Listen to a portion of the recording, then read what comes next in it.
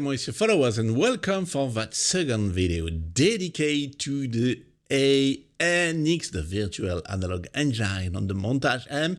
We stay on the same screen, but today we focus about how to change the waveform we have selected on the first video with the sync pitch, the pulse, the shaper, FM level and ring level. Very important. Of course, I will add nice oscilloscope view to let you see what it provides on the waveforms. Just before to start, I remind to you, if you like the video content, please click on like. It's very important for me to know that you like the video content that I provide for you, and it's very important for the channel too. And you have also the boost that you can use to bring up the video. Thank you in advance. In the first video, we saw how to select our waveforms, change tones and velocity settings. If you're starting with this second video, I suggest you to watch the first one. Otherwise, there are some things you might not understand, and I won't explaining again the velocity management because it works exactly in the same way. Let's see what sync pitch done. It allows for each oscillator, 1, 2, or 3, to define synchronization or desynchronization. Here is example with a saw on oscillator 1. This will allow us to make our waveforms and sounds more complex because it's a self-sync pitch. There's pitch in its name because it's going to change it by changing the oscillator synchronization level. I'll let you listen to this with a single note.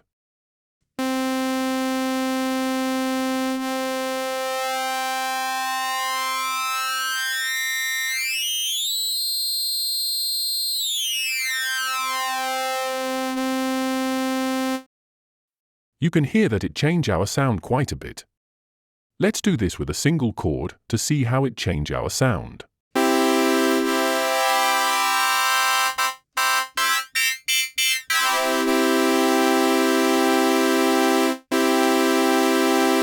Of course, you can also manage the velocity of the sync pitch itself. Now, let's take a look at the pulse width, our waveform's width. I'm going to use a square wave. It will be much more representative on oscilloscope. Let's come back to the basic value to have our square wave. Take a good look at the oscilloscope.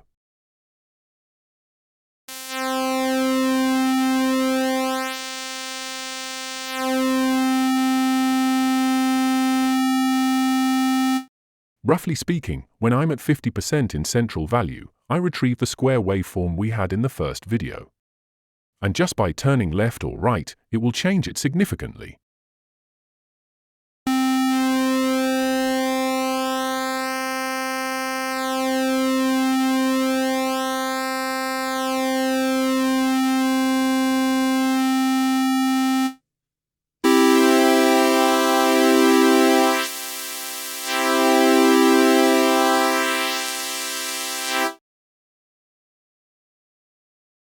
You've seen how important is this setting, not only especially on square waveforms, it's the same for all waveforms, but on square it's very visual. It brings our waves closer or wider. Very interesting. Here too, of course, we have the velocity management for the pulse width itself. I'm not going to go back over that. And here you can see that we have 2 free slots. Why do I have 2 free slots? Do I always have these 2 empty slots? No, look, when I have a saw, I have another setting called shaper. It's not available on squares, it's available also on triangles and sines.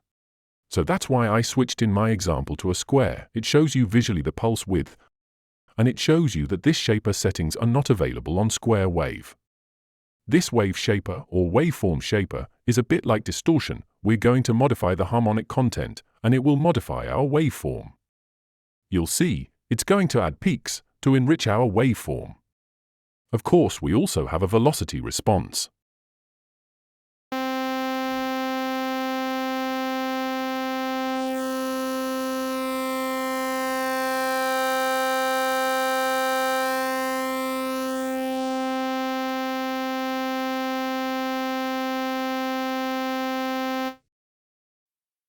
You can already see that my saw was slightly modified, and now you can see that we're adding harmonic content.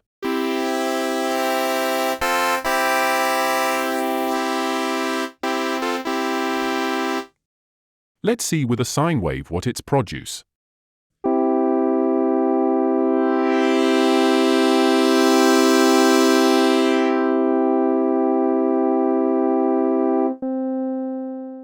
You can already see that just with the pulse width, my sine wave is not sinusoidal anymore because I have already the sync pitch vel.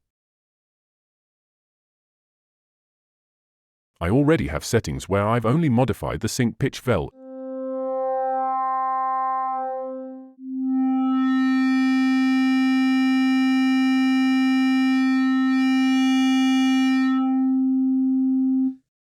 And there you can see these little peaks.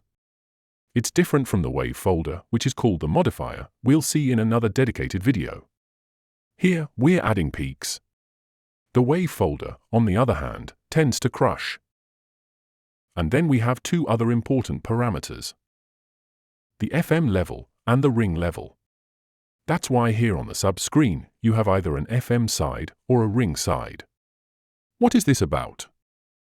And why when I go to oscillator 3, I don't have them?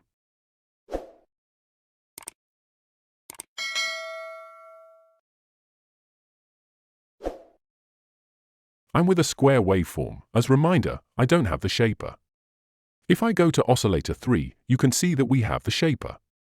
But why don't we have these FM or ring settings? Because, in fact, these FM level and ring level settings use oscillator 3 as the source. For FM level, we'll modulate the oscillator frequency, here the 1, using the oscillator 3 waveform as basis. I'm talking only about the waveform because look at the level, it is at 0. It's really the waveform that is taken into account to modulate our oscillator 1, whether there is level or not.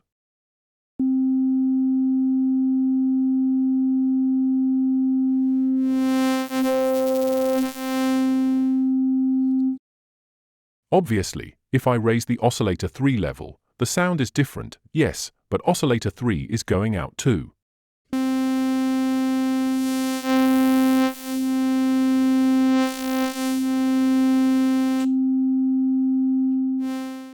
There's a difference there now.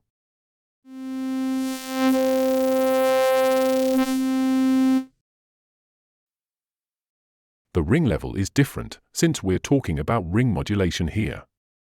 Here, we're going to mix our two oscillator waveform signals by impacting the 1. This isn't basic sound mixing.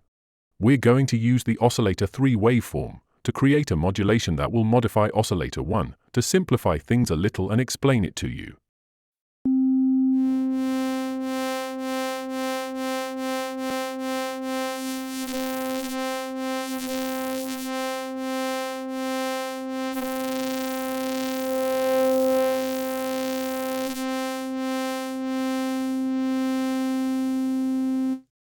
And for both, we have a velocity response.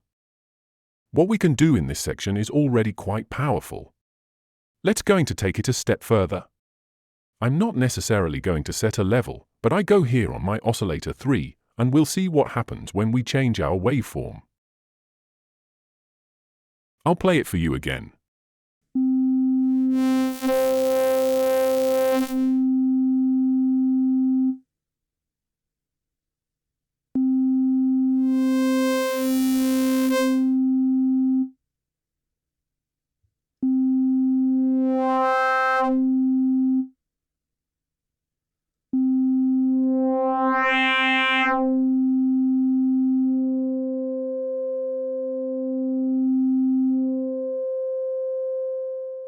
You can see that when I use the ring level, in fact when I turn the ring level all the way up, and I have a sine waveform, you can see that I double it, so I actually raise my sine waveform by an octave.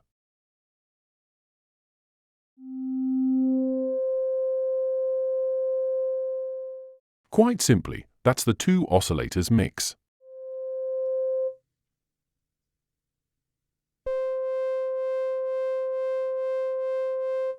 And here, we can clearly see this mix with the waveform moving, undulating with a square wave.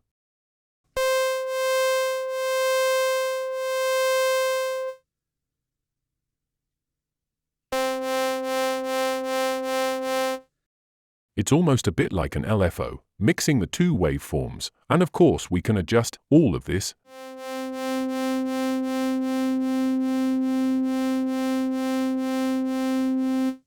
Here the oscilloscope is used to explain all these things to you. Of course, you'll probably adjust this with your ears. Oscilloscope helps you understand things better. You can use it also on your Montage M or ESP. That's video ending. I hope you enjoyed it. I hope you found the content interesting.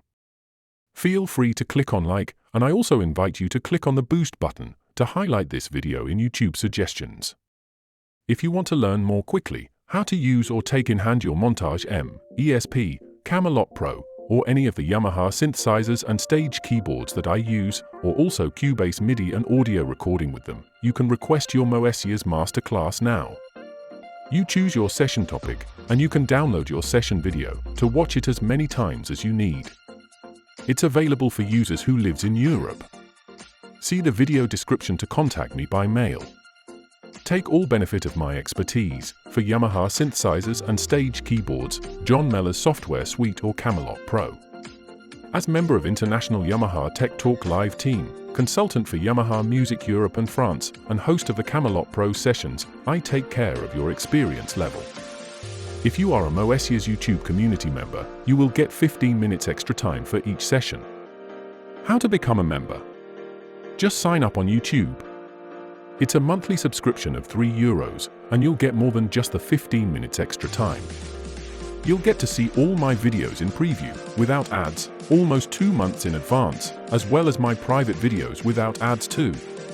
Don't hesitate to join the Moessieurs YouTube community. See you soon for a new Moessieurs video.